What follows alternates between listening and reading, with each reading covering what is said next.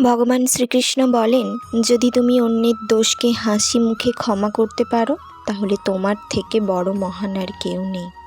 রাধে রাধে বন্ধুরা, চলে এলাম আবার একটা নতুন ভিডিওর সাথে।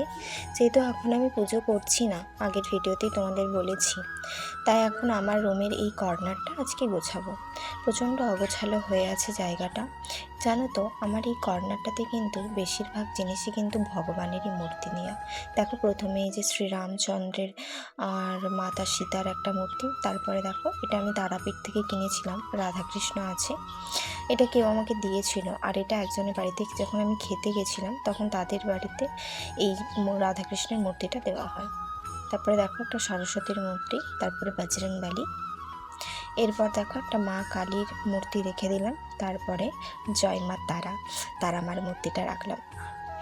এরকম করে সমস্তটাই আমি আস্তে আস্তে করে গুছিয়ে নিয়েছি। এরপর দেখো ওষুধের বক্সগুলো বাকি ছিল, সেটাও গুছিয়ে নিলাম। ভিডিওটা কেমন লাগলো জানিও। টাটা।